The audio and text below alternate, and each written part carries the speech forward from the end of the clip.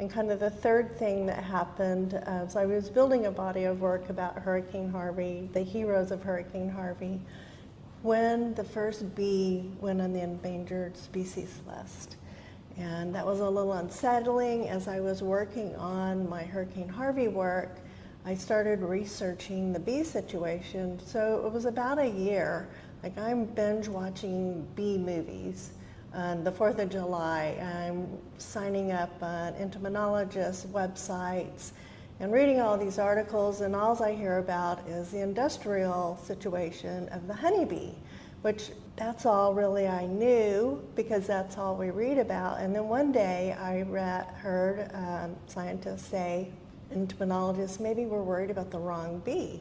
And I've been hyper-focusing on bees for a year. And to be the wrong bee, I didn't even know we had other bees. And that's part of the problem is people don't know these things. And so I started researching, and there's 20,000 different bee species that are native.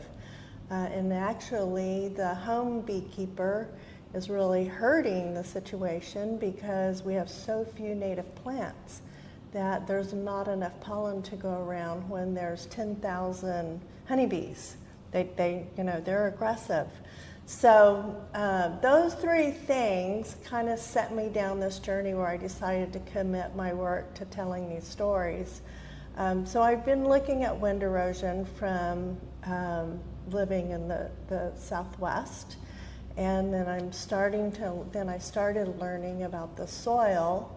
And I had been my daughter's environmental chairman, parent chairman at her high school when I first moved to Houston doing cleanup at Buffalo Bayou. And I asked the other families who had lived in Houston, like third generation Houstonians, why they called it Buffalo Bayou. And no one knew, and I don't know specifically why they called it that.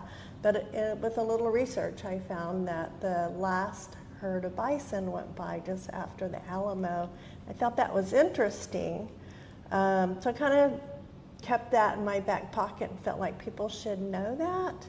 Then when my kids went away to school, I started creating more art and learning more, and kind of this whole world of learning about the bison and regeneration just has manipulated my practice, and that's it's been one little thing from desertification to the coastal prairie to how soil and bees, all these things are interconnected.